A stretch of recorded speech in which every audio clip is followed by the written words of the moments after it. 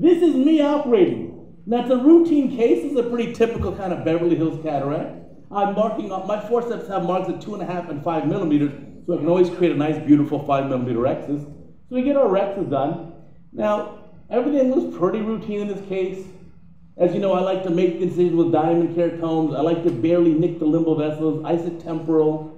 I like good draping. But the cataract part's the easy part. So we're going to kind of fast forward through the cataract part. Let me show you the end of the case. This is a very easy cataract for you. I know you're thinking, where's the cataract? That's too soft. What is this?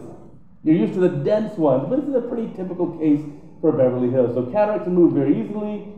Chopper, they're just to protect the capsular bag. And I think everything's just going fine. Now you're saying, why are you going to show a case of you breaking the capsule? Well, first, it's not my fault. It's the patient's fault. Or maybe the anesthesiologist, or maybe the scrub tech. But seriously, this happens to everyone. So I'm removing cortex, and everything looks routine. This is a coaxial cortex, soft polymer tip.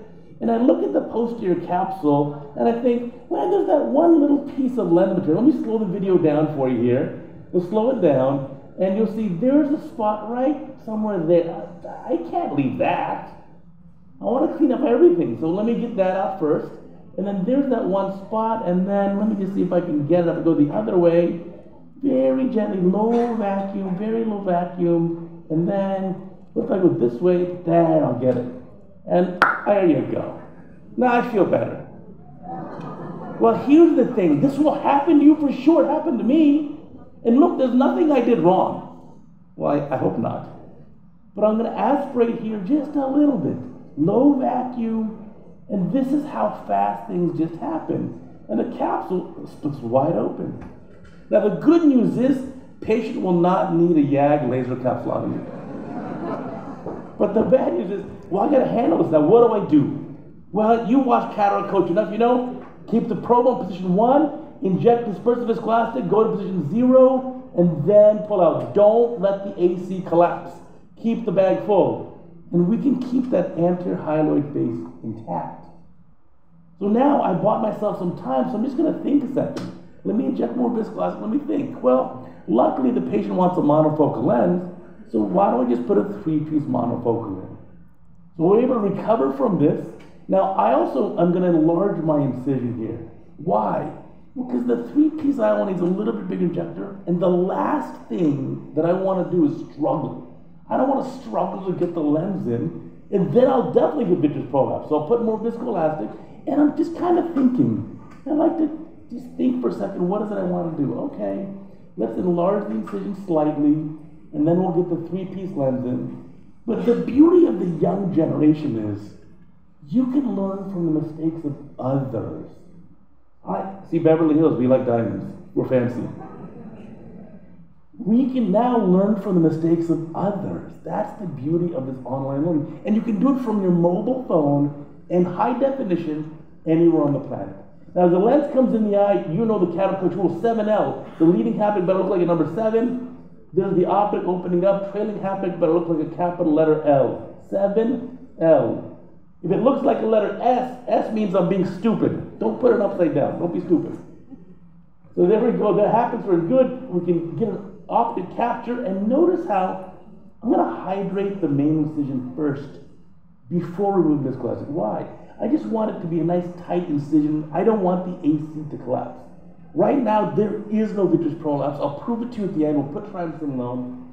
So now I'll use slow settings. Half the flow, half the vacuum, half the flow rate. Nice and easy. Take it easy, slow.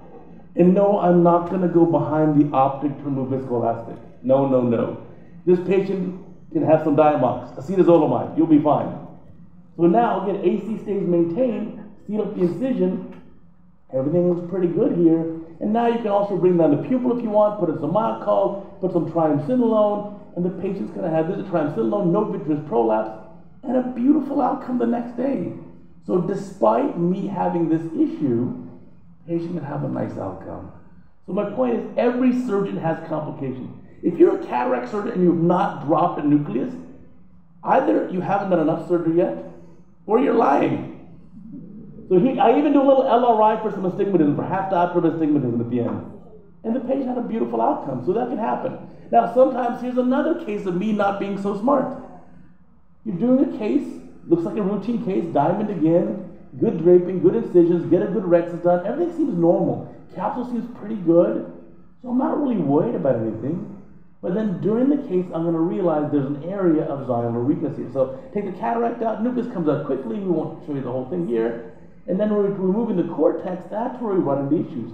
Most surgeons have, advanced surgeons, oh, look at that right there. What is that? The issue is during cortical removal. So there certainly was some trauma here. Capsular bag equator is visible and this brilliant. And if you weren't quick, you didn't catch it. Now, I didn't see it until I came out of the eye. So what am I going to do? Clean up the cortex. Maybe let's do that area last. So you maybe also going to need to switch to bimanual approach, but I'll do a coaxial, which is what I have available right now. And we're going to plan for the CTR. Now, in a case like this with just focal zonular loss, I think putting in a CTR and then putting in a single piece lens will be fine. If the patient has global zonular weakness, a CTR and then a 3-piece lens with haptics in the sulcus and optic capture may be a better option. And then I think our retina colleagues are seeing more late dislocation, like this case you saw today, late dislocation because, gosh, patients are living longer. I think if you make someone pseudophakic when they're 55 and they live to be 95, that's a lot to ask. So here what I'm going to do is to get this out now, I'll just give myself a little support here. Let me just use the spatula to hold the capsular bag edge, hold the rexus as I pull this out. So that just gives a little support there. You could put a capsule hook and all that, but you really don't need to. Just let me hold the capsular rexus with the spatula, clean this up, and once that's cleaned up, there we go, just reflux it a little bit, make sure it's all washed out. Then we can do viscoelastic. Let's get the CTR in. And so inject viscoelastic. You can also use the viscoelastic to help dissect off any cortex that's remaining. So you can see it's probably about 2 or 3 clock hours of zonular weakness here. So again, injecting our viscoelastic. Now to get into CTR, I like to use this method. I like to use the hook in that eyelet. So if I put the hook in the eyelet, then I'm able to help guide it in there. So here comes the hook. I'll get the eyelet, and then we can just help dial it in, and it goes in really gently this way. So this is my favorite way of placing a CTR, and then you just push it right in the capsular bag, and it'll be easy to go. So again, you're going to run into these issues. So what makes a great surgeon is not how well you can do 2+ NS and an 8mm pupil. That's easy, everyone does that. But what about when you run into these issues, these complications?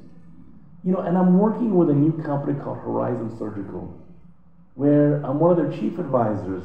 It's fully automated robotic cataract surgery. Yeah, it's coming, I promise. And it'll be really good for basic 2+, 3+ NS, and 8mm pupils. And all the other cases, they're for you.